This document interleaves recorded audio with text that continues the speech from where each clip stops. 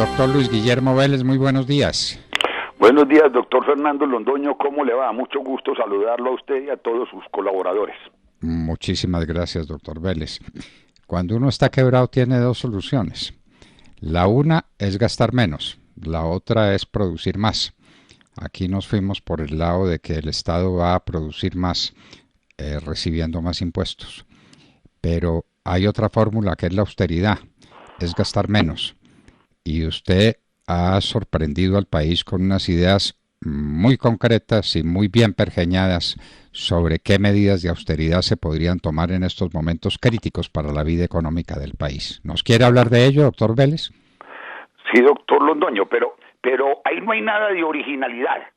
Mire, esto me inspira Castillo y Rada, el primer ministro de Hacienda que tuvo este país entre 1821 y 1830. José María del Castillo y Rada. José María del Castillo y Rada, sí, doctor Londoño.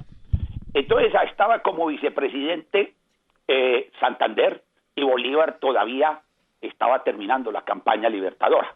Se necesitaban recursos. Y Santander apremiaba permanentemente a José María del Castillo y Rada y le decía, hombre, necesitamos más impuestos, más impuestos. Y en unas cartas que son un ejemplo de hacienda pública, José María le decía, no señor, usted no puede decir que le faltan recursos cuando no ha recaudado los que ya tiene decretados, los impuestos que ya tiene decretado, y cuando no se está gastando bien los que recauda.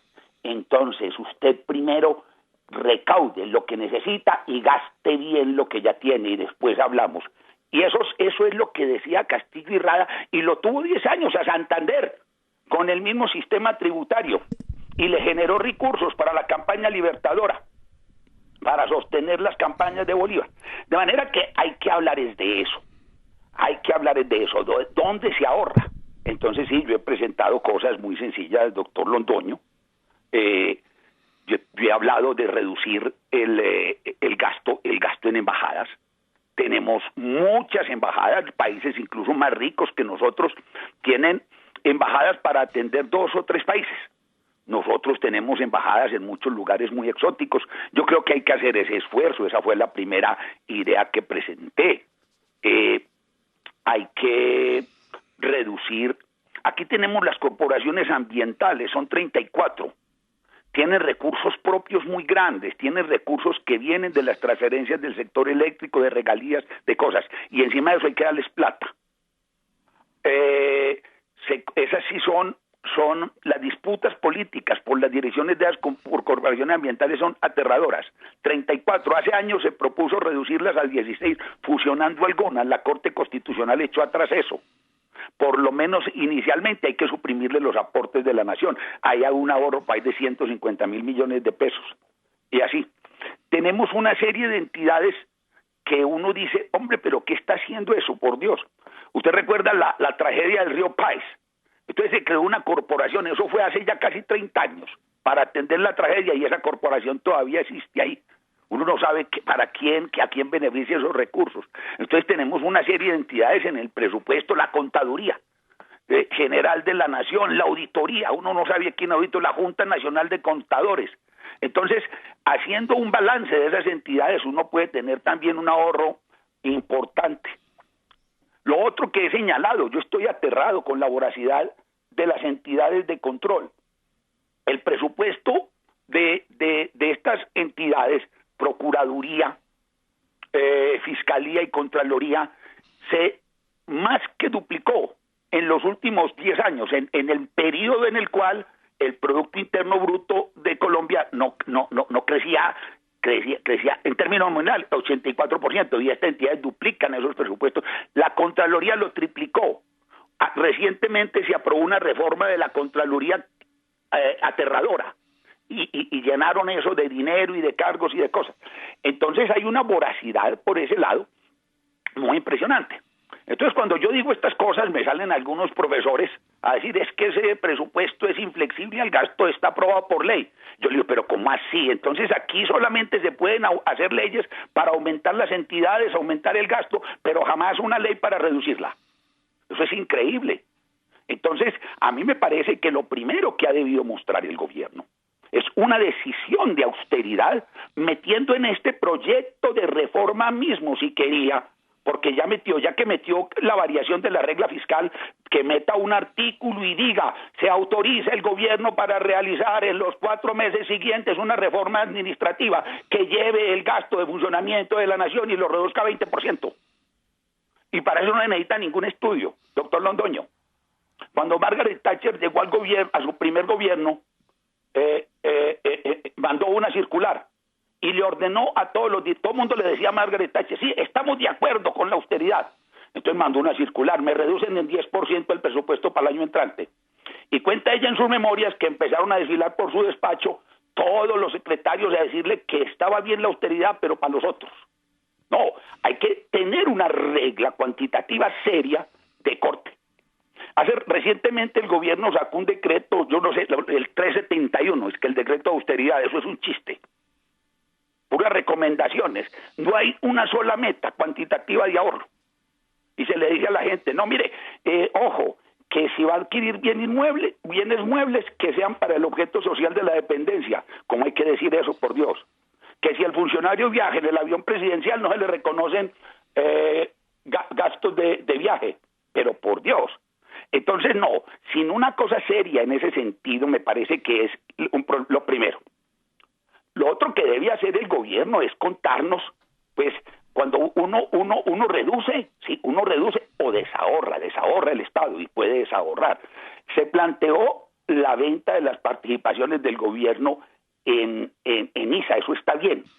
Ahí puede haber 14, 15 billones de pesos, pero también se puede vender ya, sin que pase por el Congreso, una parte de la participación del gobierno en Ecopetrol. El gobierno tiene 88% en Ecopetrol, puede vender ya, sin que haya necesidad de ley, porque ya está aprobado, creo que 10 de esos puntos, y ahí hay como 7 billones de pesos. Entonces lo de ISA, y esto que le menciono, de Ecopetrol, ahí hay fácilmente 20 billones de pesos. Un decreto de austeridad, una cosa, hace 25 billones de pesos. Y entonces uno diría, pero entonces, ¿dónde está la necesidad de agobiar la economía con esta reforma tributaria? Entonces, primero el gasto y la reducción del gasto y la realización de activos que no son fundamentales, para la nación. Doctor Vélez, usted está hablando con un sentido común y con una claridad inmensa. Curiosamente, José María del Castillo y Rada y está hablando de 1821. Sí, doctor Londoño. Hace exactamente 200 años, ¿no? Exactamente. De modo que... Congreso de Cúcuta. Exactamente, hace 200 años. Y hace 200 años la lógica era la misma, gastar menos, ser más eficiente con el gasto. Y usted ha mencionado muchas instituciones, ¿y qué tal la pléyade de consejeros, asesores que giran alrededor del presidente de la República? Yo no sé, a la Casa de Nariño donde le cabe tanta gente.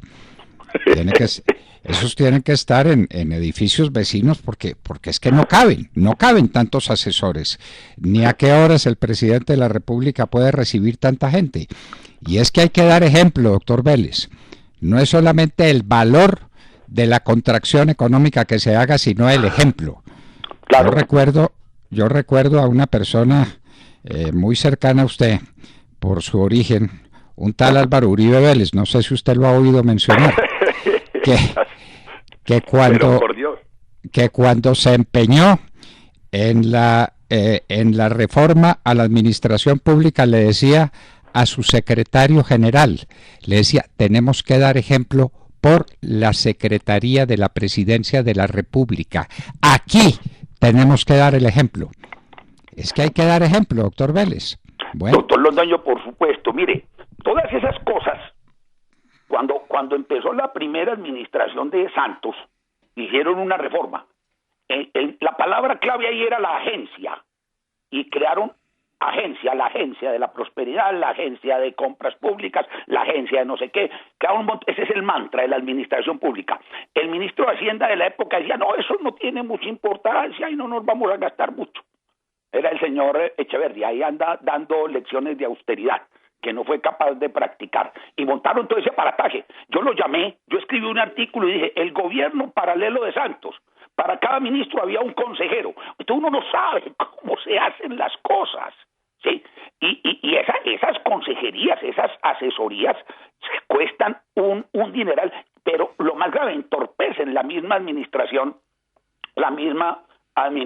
pública. Ese es el gobierno. Lamentablemente el presidente Duque y Santos resucitó ministerios y Duque crea nuevos. Aquí todo el mundo quiere tener un ministerio, el ministerio de los deportistas, el ministerio de no sé qué, no, eso es una visión de la administración pública también equivocada, es corporatista, creyendo que cada grupo de interés debe tener su ministro que lo represente, y eso no es así. El ministro de Agricultura no es el representante en el gabinete de los gremios de la agricultura, es el representante de los ciudadanos, y está en función de los ciudadanos, no para hacer valer el interés de un grupo económico o de un interés gremial determinado.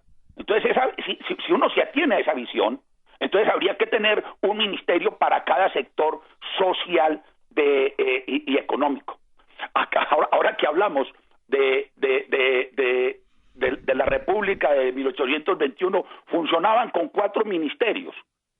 Vamos como en 20 y siga eso para adelante. Y ese es otro campo donde se puede recortar. Entonces yo sí creo que hay margen importante de controlar, de reducir el gasto, pero hay que tener decisión. ¿A qué es que el Congreso no me aprueba? Pues hombre, entonces yo le diría, yo oigo al ministro de Hacienda asustándonos, que todo el mundo se va a morir de hambre si no montan el tal ingreso solidario de forma permanente, lo que me parece una pésima idea. Que es que nos van a quitar la calificación de crediticia. Esto asusta a todo el mundo. Entonces, que con todos esos sustos prepare una exposición de motivos y declare entonces una emergencia económica. Y si el Congreso no es capaz de aprobar una reducción, un control del gasto, pues que lo haga por decreto, porque el año pasado aprobamos emergencia para aumentar el gasto, entonces una emergencia económica también podría aprobarse para reducirlo y controlarlo de forma radical, doctor Londoño. ¿Cuántas cosas importantes ha dicho usted en tan poco tiempo? Una emergencia económica para controlar el gasto. ¿Vale la emergencia para aumentarlo, pero no vale para controlarlo? Es que esto tiene que ser un espíritu fundamental de la administración pública. Austeridad, reducción del gasto. Estamos en un momento de pobreza y lo que hacemos es ampliar y multiplicar las cosas. Y entonces, bueno, pero no se preocupe que ya tendremos Copa América de fútbol, ¿oyó? De modo que tranquilo, que nos traemos futbolistas de todas partes de América para que nos ayuden a complicar el tema del COVID en Colombia. Doctor Luis Guillermo Vélez, no sabe cuánto agradecemos, como siempre, su participación en la Hora de la Verdad. Doctor, permítame una observación. Las que quiera. Final. Mire, yo quiero decir algo sobre el ingreso solidario permanente. Eso no es una buena idea. La solidaridad es buena. A los pobres hay que ayudarles para superar la pobreza, no ayudarles para hacer llevadera la pobreza, acostumbrarlos a vivir dependiente y acostumbrarlos a vivir en pobreza. El ingreso permanente solidario ya existió en Venezuela. Recuerde que antes de Chávez, en la época de los adecos y cosas de estas, con esa distribución y con lo que hacían esa política sostencialista a todo tren, llevaron la tasa de pobreza a niveles del 10%. Y entonces, claro, cuando los ingresos petroleros cayeron y Carlos Andrés Pérez trató de recortar eso, porque allá ni el agua ni la electricidad cobraban, entonces se le vino esa revolución. Y entonces, ¿qué descubrimos? Que esa reducción de la tasa de pobreza era de mentiras. Porque es que pobre es aquel, doctor Londoño, que no puede valerse por sus propios medios. Esa es la pobreza. Entonces, cuando se le suspendieron, porque ya era imposible sostenerlo, porque no había ingreso por eso, entonces la gente no sabía qué hacer, no supo qué hacer, y sobrevino la desgracia de Venezuela. Entonces, la política social no es hacerle llevadera la pobreza a las personas, no es acostumbrarlas a vivir, a depender del gobierno, de transferencias del Estado. La política social es permitir las empresas que creen empleo, que generen riqueza, que inviertan, que ahorren. Y esta reforma tributaria está castigando el ahorro, está castigando la acumulación de capital, y por eso es también muy grave. Con el prurito de que vamos a darle ingreso a los pobres. Eso es absurdo, doctor Londoño, eso es absurdo. Entonces voy a volver y hilachar la economía supuestamente para sacarle ingresos a los pobres. Esta es una situación sumamente, es un planteamiento que me parece muy erróneo, el que subyace en la reforma tributaria. Y con el planteamiento suyo estamos totalmente de acuerdo en la hora de la verdad. A los pobres lo que hay que darles son oportunidades, una economía creciente para que puedan tener un empleo. El trabajo dignifica, el trabajo exalta, el trabajo le da sentido de pertenencia a la vida a la persona que trabaja. El regalo humilla, el regalo puede ser bueno en un momento de angustia, pero el regalo permanente es una manera de perpetuar la pobreza, es decir, de perpetuar la falta de oportunidades. Trabajo, creación de empleo, lanzamiento de toda la gente a reunirse con sus capitales para formar un país distinto, ese tiene que ser el desideratum, el objetivo. Doctor Vélez, cuánto nos agrada que nos haya pedido espacio para esas últimas reflexiones que guardaremos con orgullo aquí en la hora de la verdad. Feliz día, doctor Londoño, que esté muy bien.